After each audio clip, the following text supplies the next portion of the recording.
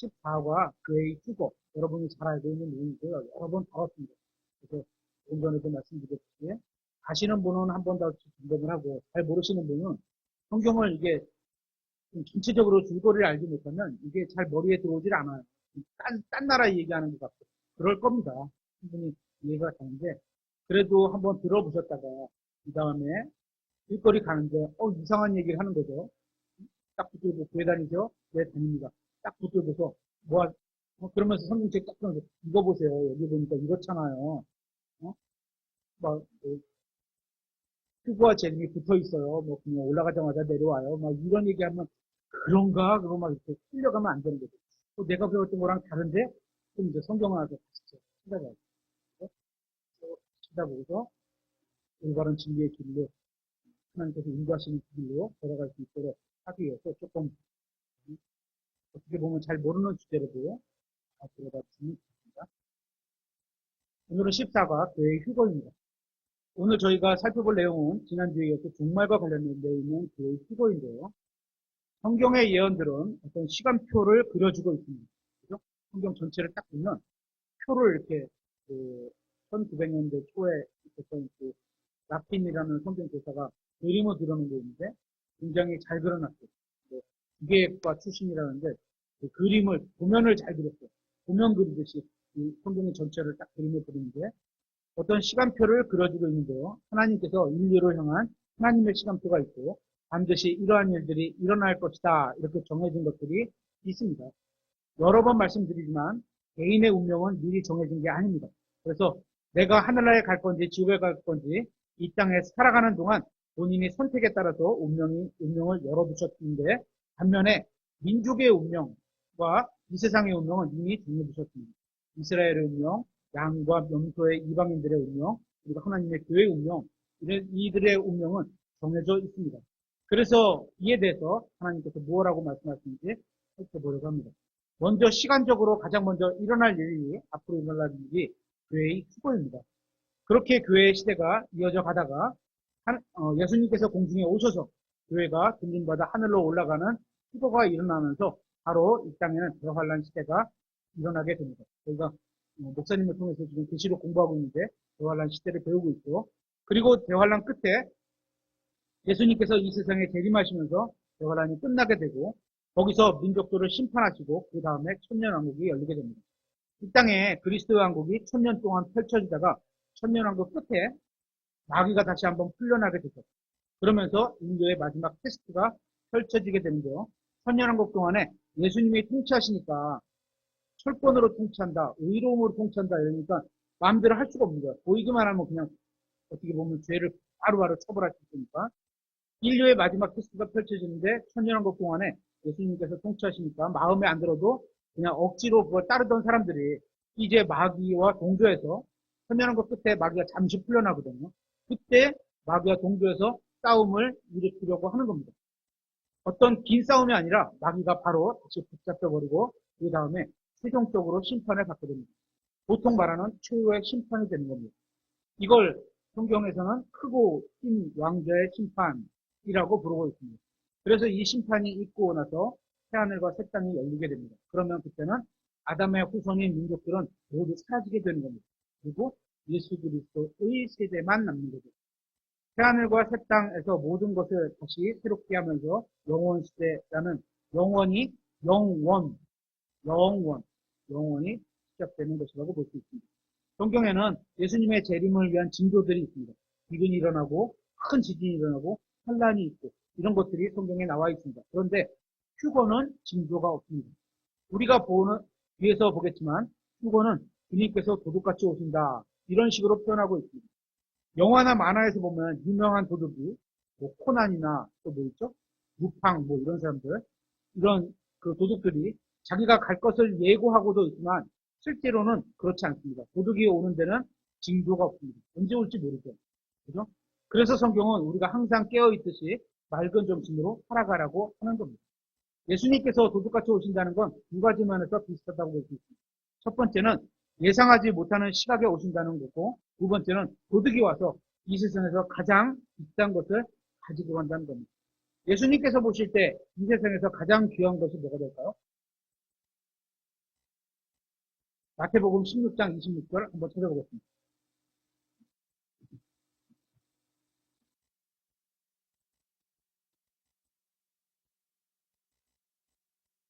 16장 26절. 사람이 만일 온 세상을 얻고도 자기 혼을 잃으면 그에게 무슨 유익이 있겠느냐. 세상보다 뭐가 더 값져요? 혼이 값져요. 이 세상, 이 지구 덩어리보다 혼이 더 값다는 거예요. 이 세상보다. 그죠? 그만큼 귀하게 여기시는 겁니다. 예수님은 구원받은 사람들의 혼이 이 세상보다 귀하다고 하셨습니다. 도둑같이 오셔서 구원받은 사람들만 데려가실 겁니다. 귀중한 것만 가져가지. 예를 들어서 쓰레기통에 있는 쓰레기 가져가는 도둑은 없겠죠. 그죠? 그리고 뭐 값어치 안 나가는 쌀 가져가는 도둑은 없겠죠. 지금은. 옛날에는 있을지 모르지만 지금은 없겠죠. 그죠? 그리고 이 세상에는 대환란이 일어나게 되고 이후에 구원받은 사람들과 함께 공개적으로 오시게 될 겁니다. 그게 예수님의 재림이 되는 겁니다. 그렇게 휴거를 위한 징조가 없습니다. 재림을 위한 징조는 있는데 다시 말하면 언제든지 휴거가 일어날 수 있다는 겁니다. 그렇게 주님께서 다시 오시겠다고 하고 떠나셨는데 실제로 그 이후에 주님을 신실하게 믿던 사람들은 다 주님이 자기 생애에 오실 거라고 믿었습니다. 바울도 그랬고, 그렇죠? 그래서 우리가 이런 표현을 쓰고 있잖아요. 그죠? 바울도 초대교회 시대에 사람, 바울은 초대교회 사람들이, 초대교회 시대에 오니까 AD 100년경이었죠.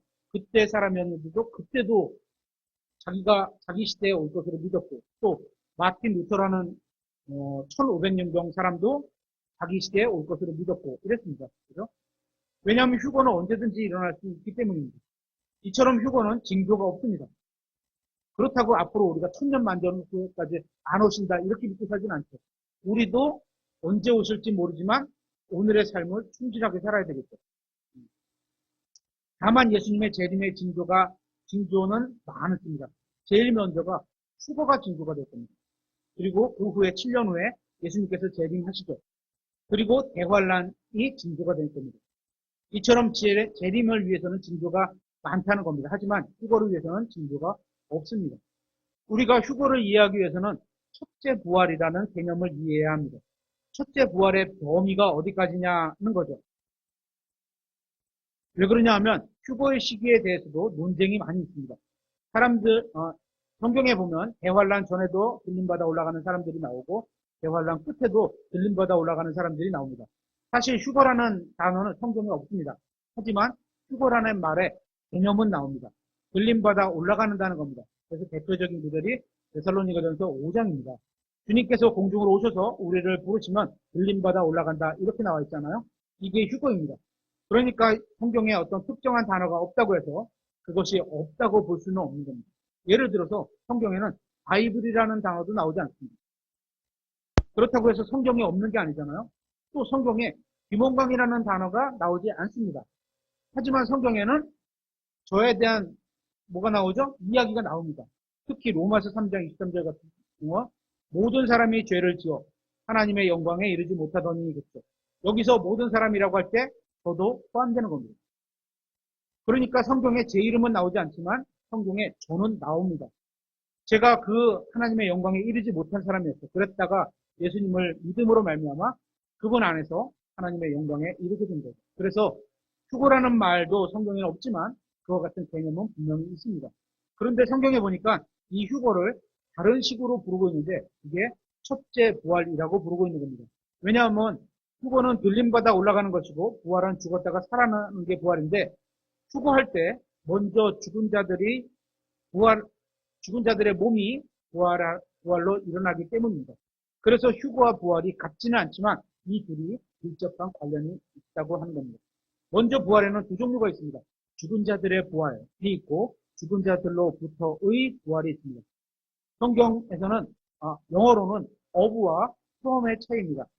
그래서 죽은 자들의 부활은 영어로 resurrection of the dead라고 돼 있고 그래서 이건 죽은 자들의 부활 이렇게 말하고 이것은 천년왕국이 다 끝나고 나중에 부활해서 큰 왕좌 심판석에서 소개되는 것을 말하는 겁니다.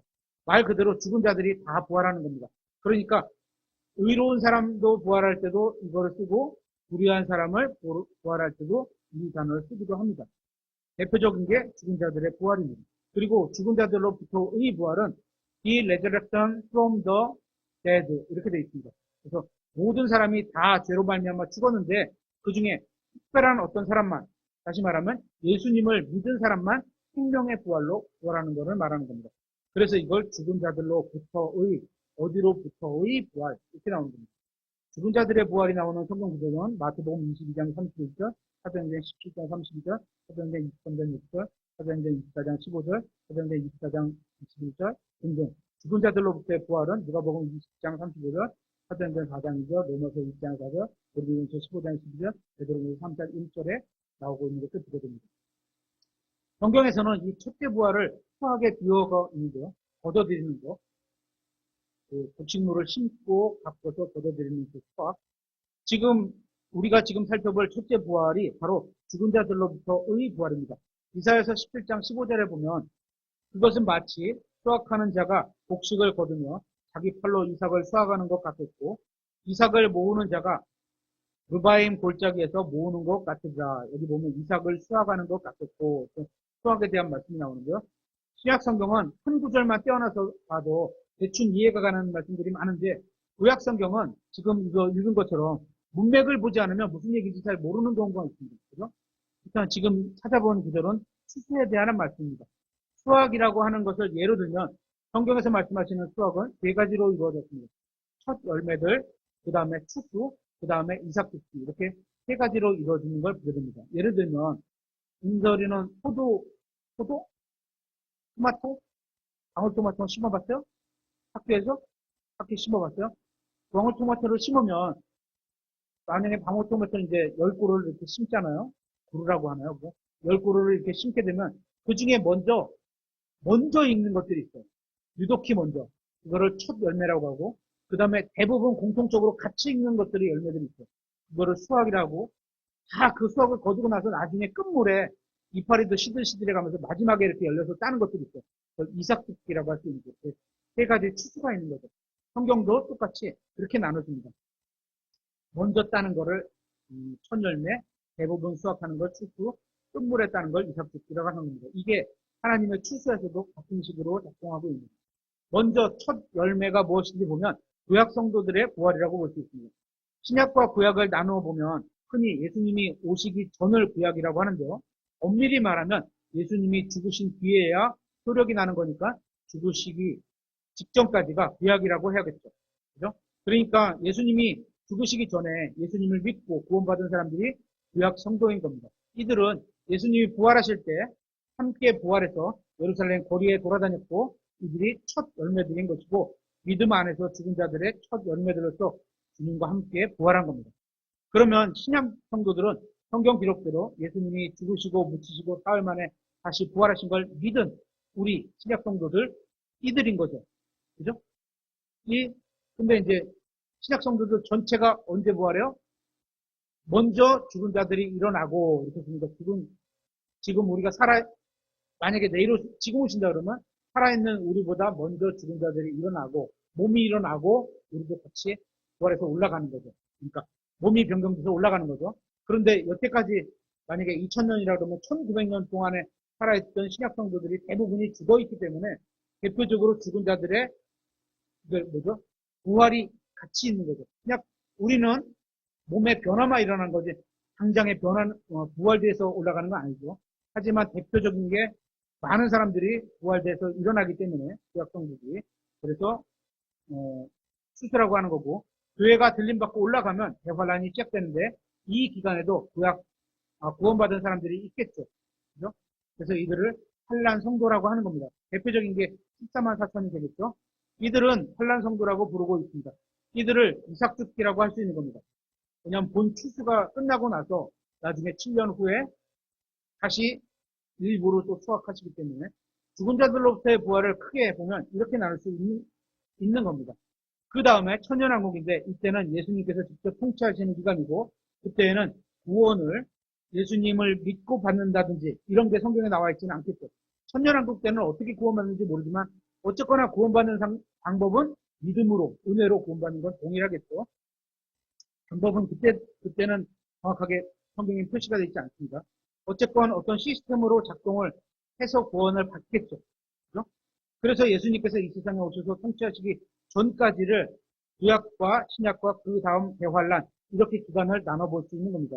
여기서 구약 성도들의 부활을 첫 열매라고 하는 겁니다. 그리고 교회의 휴거 때, 교회 시대 2000년 역사에서 죽었던 사람들이 다시 부활의 몸을 입게 되죠.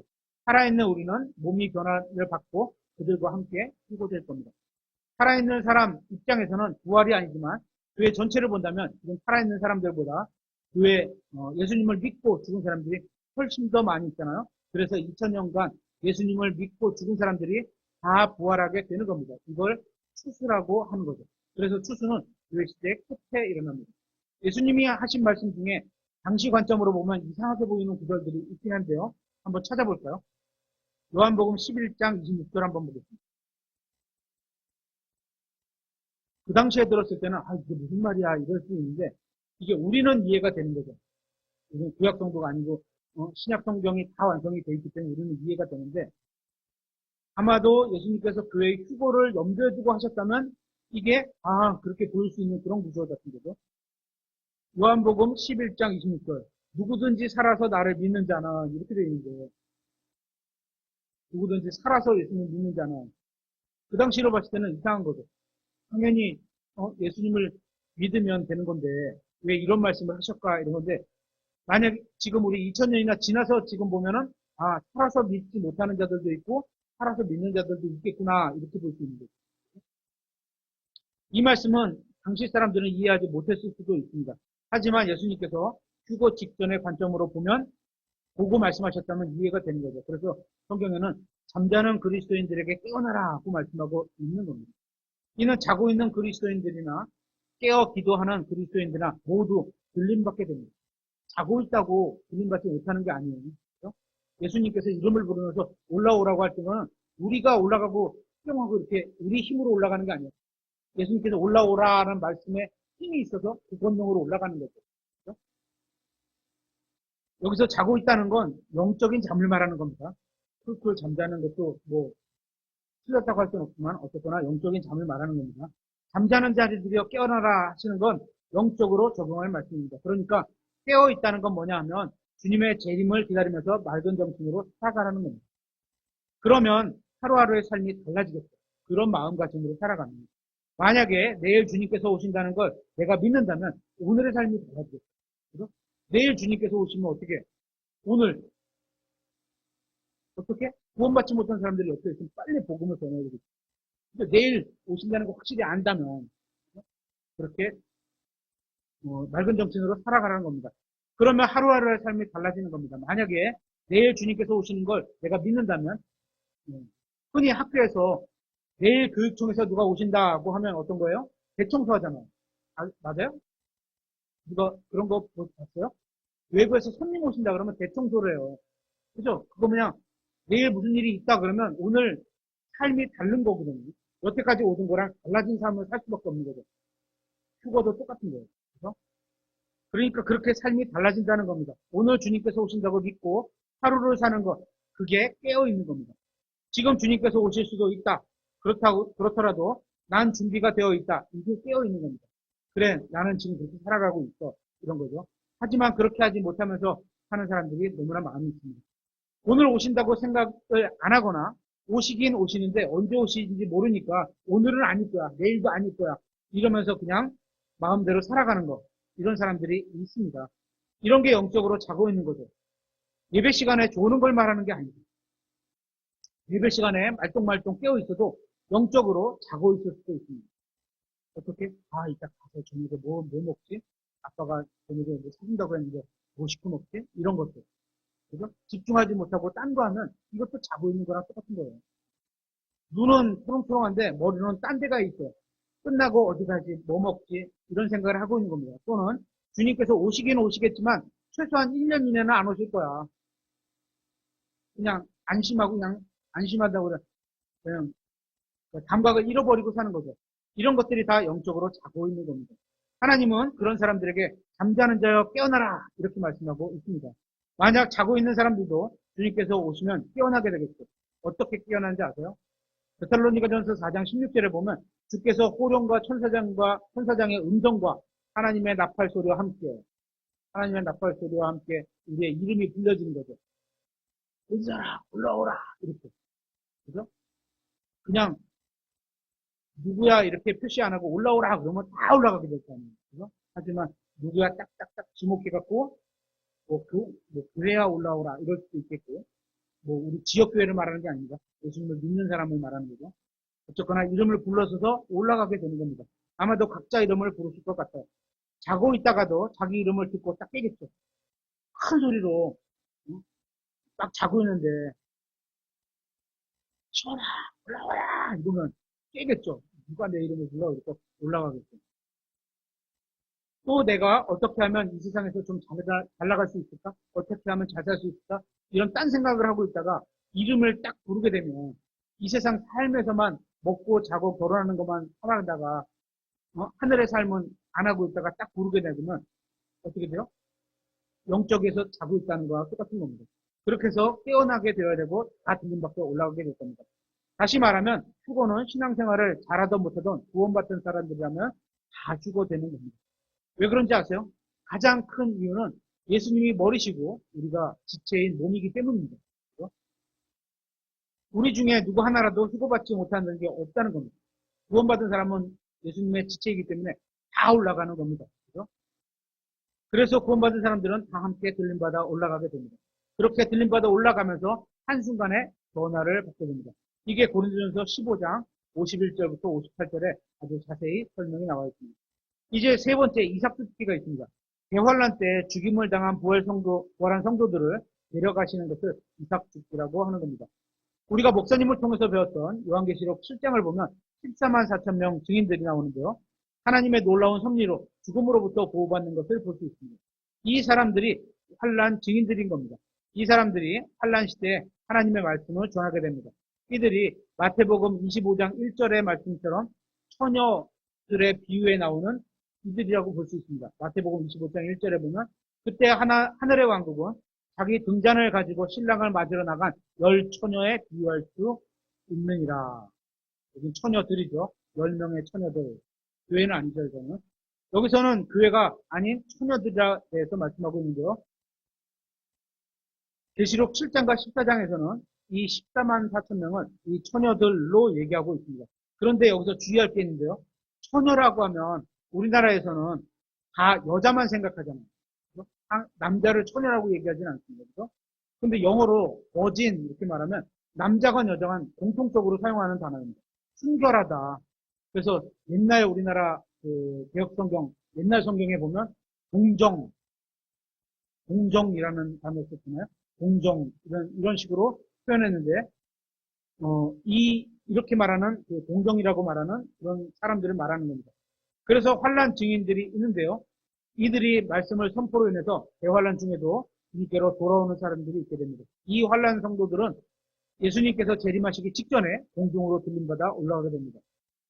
그래서 이 환란 성도들의 부활과 휴거가 바로 이삭죽기라고 볼 수 있는 겁니다. 성경에는 세 번의 들림받음에 대해 기록하고 있는데요. 이걸 올바로 나누지 못하면 이단교례와 같이 혼란에 빠지게 됩니다. 교회가 휴거가 환란 통과한다고 생각할 때도 왜 여기 봐라. 계시록에 보면 환란 성도들이 있잖아요. 여기 성도라는 말이 이게 교회 아니냐. 이렇게 해서 이단에 같이 주장을 하는 거죠. 그러니까 성경에 보면 이렇게 집단적인 휴거가 있는가 하면 엘리야와 같이 혼자 들림받는 경우도 보게 됩니다. 하지만 이걸 휴거라고 부르지는 않습니다. 집단적으로 이루어지는 걸 휴거라고 부릅니다. 그렇게 본다면 성경에는 세 번의 큰 휴거가 있게 되는데 지금 우리 시점으로 본다면 2000년 전에 구약 성도들이 예수님과 함께 올라갈 때 휴거가 있었고 그리고 언제일지 모르지만 이제 조만간 앞으로 주님께서 교회를 데려가실 휴거가 있습니다. 어떤 분이 말하기를 하나님의 시간표에 12시가 휴거라고 하면 지금이 딱 11시 59분 59초라는 겁니다. 거의 12시에 다 됐다는 겁니다. 언제 휴거가 돼도 이상하지 않다는 거죠. 지금이 주님께서 오시기 바로 직전 그런 상황이라는 겁니다. 그래서 성경에 의하면 휴거 때 신약교회가 들림받아 올라가고 이 휴거가 있은 지 7년 후에 대환란이 끝날 때 또다시 한번 대환란 끝에 환란 성도들의 휴거가 있게 되는 거죠. 이렇게 세 번의 휴거가 있습니다. 그러니까 휴거가 언제 있냐 하면 환란 전에 교회 휴거가 있고 환란 후에 환란 성도들이 있고 2000년 전에도 있었던 겁니다. 그러니까 성도라고 해서 다 같은 성도가 아닙니다. 그죠? 구약 성도, 신약 성도, 환란 성도. 구원받는 방식은 똑같지만 그때에 일어나서 있던 게 다른 거죠. 시기마다 이스라엘을 주축을 이루는 구약 성도, 또 이방인이 주축을 이룬 교회인 신약 성도, 유대인과 이방인이 섞여 있는 환란 성도들이 있는 겁니다. 이렇게 세 번의 휴거가 있는데 성경은 이 세 개를 한데 묶어서 첫째 부활이라고 부르고 있습니다. 계시록 20장 5절 한번 찾아보겠습니다. 계시록 20장 5절.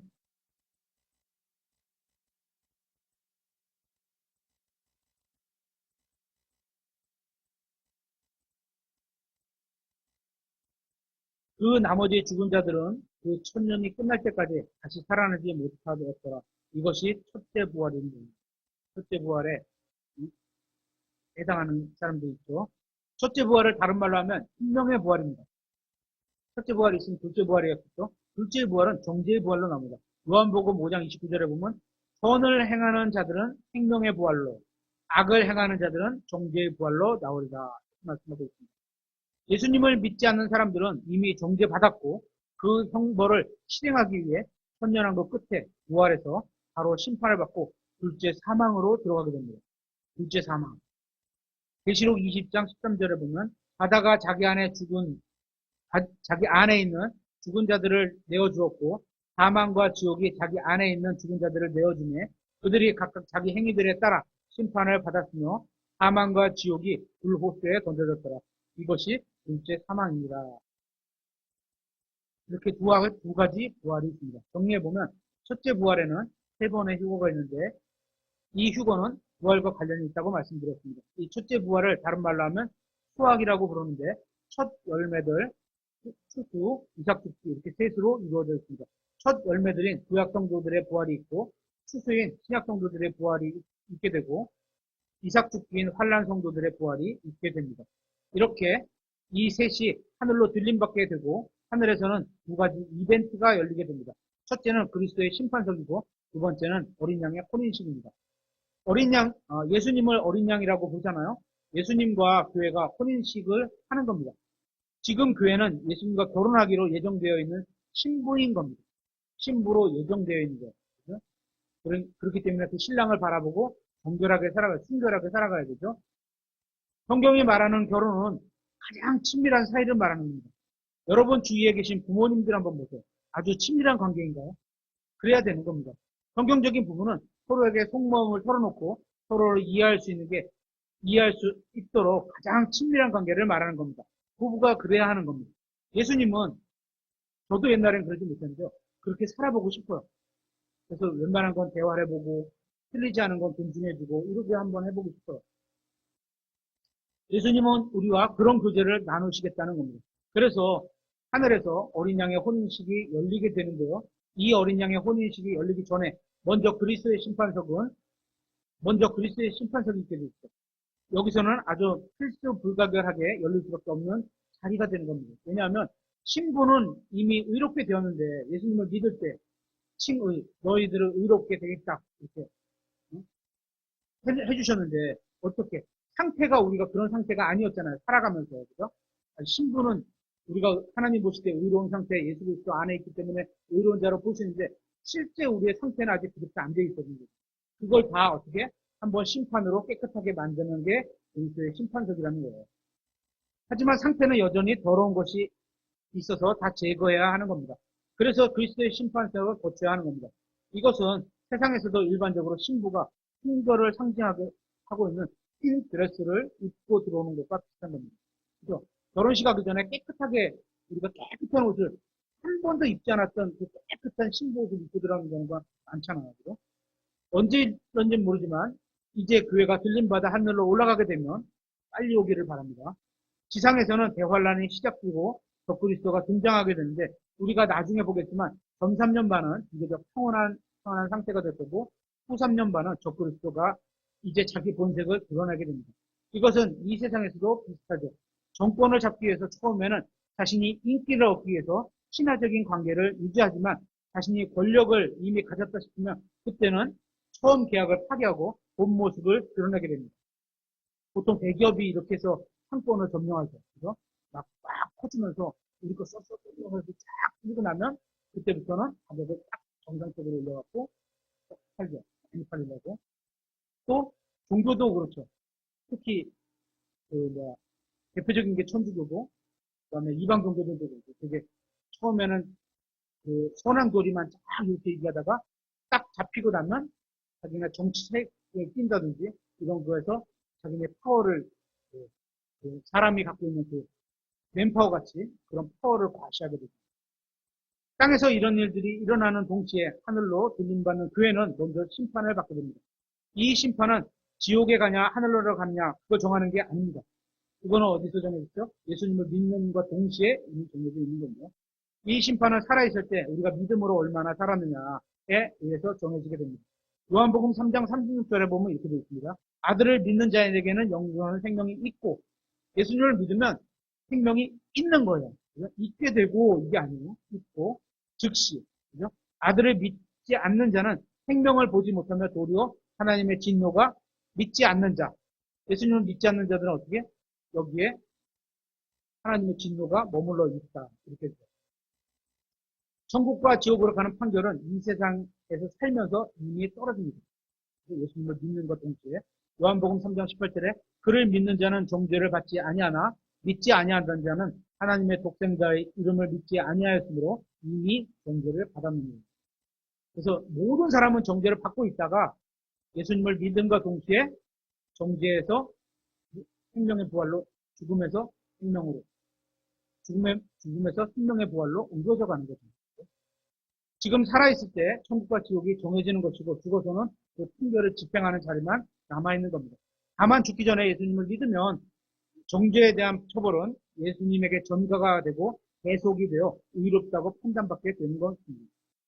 구원받은 사람들도 마찬가지입니다. 이미 이 세상에서 구원받을 때 죄에 대한 처벌은 이미 치러졌습니다. 누가? 예수님께서 치러주신 걸로 값이 치러진 거죠. 이제 남은 건 우리의 행실에 따라서 좋은 것을 받게 되는 심판만 남아있을 뿐입니다. 그렇게 그리스도의 심판석에서는 이미 구원받은 사람들을 놓고 상급을 정하는 자리가 되는 겁니다. 이 자리에는 혼나고 그런 건 없을 겁니다. 다만 상급이 없는 사람은 부끄럽고 남들은 막 상급 받고 왕관을 여러 개 받는데 하나 받고 못 받고 막 이렇게 되면은 부끄럽게 되는 거죠. 그렇죠? 아쉬움이 있을 뿐입니다.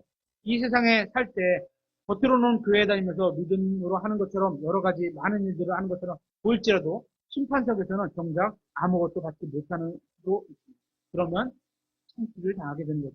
이제 휴거에 대해서 몇 가지 더 정리해보면 휴거는 순간적으로 순식간에 이루어진다는 겁니다. 고린도전서 15장 51절에 보면 보라 내가 너희에게 한 신비를 보이노니 우리가 다 잠자지 아니하고 마지막 나팔 소리가 날 때 여기도 우리가 다 잠자지 아니하고 이렇게 우리 이렇게 표현했잖아요. 나팔 소리가 날 때 눈 깜짝할 사이에 순식간에 다 변화되리라. 변화되는 게 몸만 변화되는 게 아니겠죠. 마음과 생각도 다 그리스도와 같이 변화되겠죠. 이 몸만 변화되고 생각하고 마음이 안 변화되고 올라가면 하늘나라도 예수님만 계실 뿐 별게 없겠죠. 다 아담같이 살 거기 때문에 그렇지는 않을 거라고 생각합니다. 그렇죠? 그런데 재림은 사도행전을 보면 예수님께서 사람들이 보는 앞에서 공중으로 올라가시는 모습을 보여주셨어요. 재림도 동일한 방법으로 예수님께서 내려오실 것이라고 말씀하셨습니다. 그러면 그렇게 올라가신 대로 내려오는 것을 보여주실 것이라고 하는 겁니다. 지난주에 저는 재림이 들어가는 사람이 하늘에서 내려온 거 나는 못 봤다. 그러니까 나는 인정하지 않는다. 그렇게 얘기해 드렸잖아요. 다 본다 그랬으니까 저도 봐야 되는 거죠. 그게 인터넷으로 뒤로 볼지언정 시간이 지나서 몇 시간 있다 볼지언정 봐야 되는 거예요. 다 본다 그랬으니까. 그죠?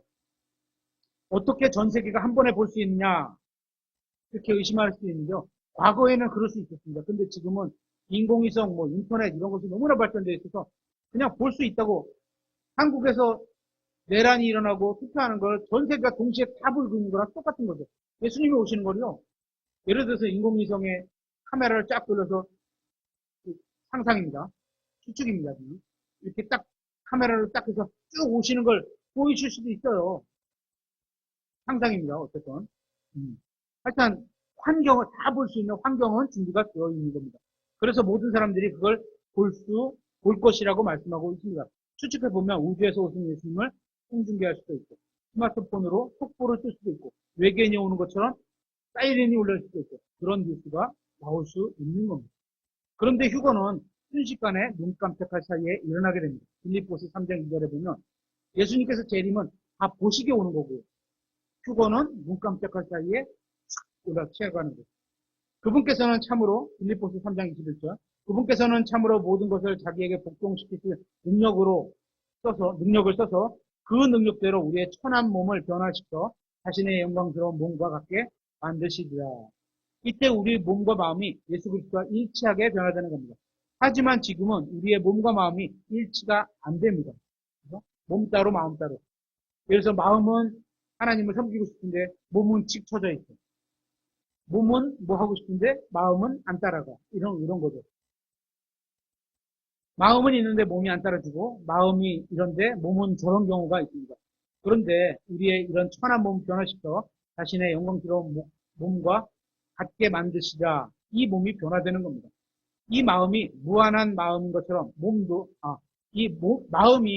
마음의 생각은 우리가 무궁무진하게 생각할 수 있잖아요. 우주 넘어서도 생각할 수 있잖아요. 그죠? 생각으로는, 마음은. 하지만 몸은 그렇게 못 따라가잖아요. 물리적인 아직 이 몸을 입고 있기 때문에. 하지만 몸도 영원한 몸으로 변화될 겁니다. 데살로니가전서 4장 16절에 보면 그리스도 안에서 죽은 자들이 먼저 일어나고 그 뒤에 살아남아 있는 우리가 그들과 함께 구름들 속으로 채워 올라가 그 구름 공중에서 그를 만나리라. 그리하여 우리가 항상 주와 함께 있으리라. 항상 주와 함께 있으리라. 그리스도 안에서 죽은 자들이 먼저 일어나고 사실 죽은 사람과 살아있는 사람이 동시에 들림받아 올라가게 되면 먼저 죽은 자들의 몸이 일어나야 우리가 같이 올라갈 수 있는 겁니다. 농담 같은 얘기지만 만약에 우리 교회는 2층에 있고 저 옆에 있는 교회는 3층에 있는데 누가 먼저 몸이 들림받을까요? 우리가 먼저 들림받을까요?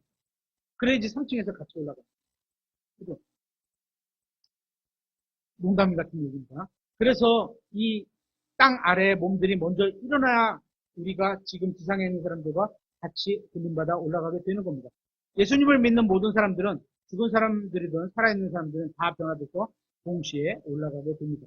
이렇게 공중으로 올라가서 가게 되는데 공중에서 주를 만나게 됩니다. 이게 휴거인 겁니다. 주님이 공중으로 오시는 건 휴거입니다.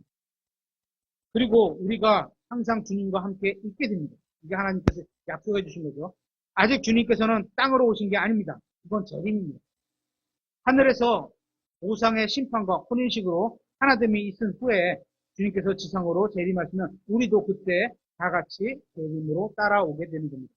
주님께서 천년왕국에서 이스라엘을 통치하시면 우리도 다 같이 거기서 사는 겁니다. 천년왕국에서. 왜냐하면 주님과 함께 있기 때문에 우리는 항상 주님께 함께 있게 될 겁니다. 이 땅의 대환란이 시작되기 전에 교회는 정혼된 신부이기 때문에 하늘에서 있을 혼인식을 위해 올라가게 됩니다. 혼인식이 하늘에 있으니까 올라가야 되겠죠. 신부가 땅에 있고 신부는 서울에 있고 신랑은 인천에 있고 이거 말이 안 되죠. 이게 결혼식을 하는데 요새는 있을 수도 있겠죠. 하도 특이한 게 많으니까. TV를 영상으로 막 띄워갖고 생중계로 뭐 그럴 수 있겠죠.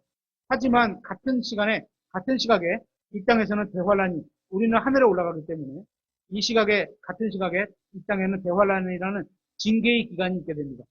우리의 상태는 깨끗함을 받을 필요가 있겠지만, 그죠? 징계받을 필요는 없습니다. 그래서 우리는 하늘로 올라가서 어린 양의 혼인식에 신부로 참석하게 됩니다. 다만 어린 양의 혼인식에 참석하기 전에 정결하게 됨이 필요하기 때문에 그리스도의 심판석에 먼저 참여하게 되는 겁니다. 그리고 이 그리스도의 심판석이 상을 주는 자리라고 말씀드렸는데요. 우리가 구원받고 나서 어떤 인생을 살았는지에 대해서 평가받는 자리입니다. 연말에 평가고사 없어졌나요? 연말 평가고사, 학년말 평가고사 이런 거 없나요? 1학기 평가고사, 2학기 평가고사 이런 거 없나요? 기말고사 있어요? 그런, 거기에서 성적이 잘 나오면, 우수상, 수상, 뭐, 한 명 드는, 뭐 그런 상 줄 거 아니에요. 그죠? 없나요? 없는 것 같아요? 옛날에 있었던 것 같은데. 그죠? 그런 평가를 받는 자리가 되는 겁니다, 우리가 살았던 인생을, 우리가 했던 일들을 주님 앞에서 내어놓으면, 우리가 한 일들이 어떤 일들이었는지 테스트를 거쳐, 불을 통과하는 테스트, 일이 통과하는 겁니다. 사람이 통과하는 게 아니고, 일들을 시험하게 됩니다. 고린도전서 3장 13절에 각 사람의 일이 드러나리니 그날이 그것을 밝히 드러내리라. 이는 그것이 일이 불에 의해 드러나면 일이 통과해서 하나님께서 보실 때 상급을 줄 만한 거다. 아니다. 그냥 네 욕심으로 했구나. 사람들이 보기 위해서 네 욕심으로 했구나. 이걸 구분하신다는 거죠. 그 불이 각 사람의 일이 어떤 종류인지 그것을 시험할 것이기 때문이다. 이 말씀에 나온 것처럼 각 사람의 일이 보석으로 나오면 그건 상급이 되는 거고 지푸라기나 그런 어떤 죽은 행실로 평가되면 다 불타서 없어져 버리는 겁니다. 평가의 기준은 한 가지입니다. 어떤 것을 했는데 어떤 일을 하긴 해. 교회를 다니니까 어떤 일을 하긴 하겠죠. 했는데 동기가 어떤 동기를 했는지 하나님을 위해서 또 다른 사람을 위해서 했는지 믿음으로 했는지 그랬다면 그것이 상급으로 나오게 되는 것이고 내가 어떤 일을 했는데 내 자신을 위해서 했다면 그것은 유타 없어져 버리게 되는 겁니다. 예를 들어 이런 거죠. 뭐 성교 헌금을 누군가 똑같이 했는데 한 사람은 내가 다른 사람들이 보니까 나 이만큼 해야지 이렇게 하는 거하고 하나님 보실 때 겸손하게 진짜 하나님께서 일하시는데 감사하고 주신 것에 감사하고 자원해서 내가 드린다 이런 마음으로 해서 지원할 수도 있는 거죠. 완전히 다른 겁니다. 똑같은 헌금을 해도 그죠? 우리가 그 점심에 저희가 돌아가면서 이제 식사를 제공해 주시고 계신데 똑같은 거죠. 누구는 하니까 하는 거하고 그죠? 믿음으로 섬기려고 하는 거하고는 완전히 똑같은 일을 해도 그러는 결과가 다를 수 있다는 겁니다. 그렇게 그리스도의 심판석에서 주님께서는 우리가 거듭나고 나서 나 자신의 몸으로 행한 일에 대해서 상급을 주십니다. 그리스도인들이 한 일이 불에 통과하고 나면 다 드러나게 될 겁니다. 하나님의 영광을 위해서 한 일과 그리스도의 몸, 즉 교회를 위해서 한 일, 또 그리스도가 내 안에서 하신 일들, 또 일들은 모두 불에 통과되면서 보석으로 남게 될 것이지만 자기 유익을 위해서 한 일들이나 헛된 일들은 모두 불타서 상급을 받지 못하게 될 겁니다. 우리는 이런 내용을 공부하면서 우리가 정말 성경을 믿는다면 우리의 마인드와 삶의 태도가 바뀌어야 하는 게 당연합니다. 어떤 자세로 우리가 섬겨야 되는지 이왕이면 상급받는 쪽으로 가야 됩니다. 이왕 할 건데 그죠? 하나님을 믿는 사람은 이 세상에서도 열심히 살아가야 합니다. 내일 휴거될 수 있다는 마음가짐으로 마음가짐으로 살아가지만 1년 후에 어떻게 될 건지 또 5년 후에 어떻게 되는지 10년을 내다보면 열심히 살아가는 것도 해야 되는 겁니다. 그죠? 당장 뭐 성경에서 말하는 거 오늘만 보고 살아간다. 그런 사람도 있는데 아까도 살펴봤지만 바울은 2000년 전에 자기가 휴거될 것이라고 생각했고 마틴 루터도 500년 전에 자기가 휴거될 것이라고 생각하고 살았어요. 근데 아직도 안 되고 있잖아요. 그렇다고 우리가 100년, 200년 후에도 안 될 거야 이렇게 생각하지 말라는 거죠. 성경은 그렇게 얘기를 하지 않아요. 하지만 이 땅에서 삶이 언제까지 주어질지 모르기 때문에 1년 후에 내가 뭘 하고 계획해서 살아가는지 은설이가 앞으로 5년 후에 어떤 대학을 갈 건지 내가 공부해서 그러면 얼마큼 내가 열심히 공부해야 되는지 그러려면 어떻게 또 공부해야 되는지 이걸 또 10년 후에는 시온이가 누구랑 결혼해야 살 건지 어떤 남편을 골라서 살 건지 이런 걸 다 생각해 보면서 열심히 살아가야 된다는 거죠. 우리는 이 세상에서 영원히 살 것처럼 그래서는 안 됩니다. 그죠? 100년, 1000년, 만년 이렇게 살 것처럼 이 땅에다가 뿌리 팍 뽑고 살아가면 안 되는 거죠. 우리가 이 세상을 살아가는데 필요한 만큼 있으면 되는 겁니다. 우리가 여행을 갈 때 모든 생활 도구를 가져가지는 않잖아요. 그죠? 시온이 해외여행 가봤어요. 트렁크 몇 개 가져가요? 거기에 갖고 있는 짐 다 가져가는 집에 있는 짐 다 가져가지 않잖아요. 그죠? 필요한 것만 딱 챙겨 가잖아요. 똑같아요. 우리가 지금 이 땅의 삶이 하나님의 왕국으로 봤을 땐 여행이야, 여행지야. 순례자야. 지나가는 과정이야. 그런데 모든 짐을 다 짊어지고 가진 않잖아요. 캐리어 하나에다가 최소한의 짐만 딱 지고 가는 거죠. 그죠? 목적지가 있고 본향이 있습니다. 잠시 여행하는 자세로 살아가는 사람들입니다. 그렇기 때문에 여행할 때처럼 이 세상에서 속한 것을 필요한 만큼만 가지고 가는 게 좋습니다. 필요한 만큼의 쌀, 필요한 만큼의 집, 필요한 만큼의 돈이 있으면 됩니다. 없어야 된다 이런 얘기가 아니에요. 그죠? 필요한 만큼 있어야 돼요. 열심히 사세요. 장사를 하더라도 너무 잘 되거나 또 너무 안 돼서 직장도 그렇고 너무 열심히 직장 생활만 하는 것도 문제가 있는 거죠. 그렇다고 또 저 직장 생활을 얼렁뚱땅 해서도 안 되는 거죠. 그죠? 우리는 양쪽을 다 균형 좋게 살아야 되는 거예요. 장사를 하더라도 너무 잘 되거나 너무 안 돼서 주님을 섬기기 어려워서는 안 됩니다. 적절한 이득이 되면 됩니다. 그렇게 살아온 인생의 평가는 그리스도의 심판석에서 받게 될 겁니다. 그 평가에서 많은 상급을 받도록 살아가야 합니다.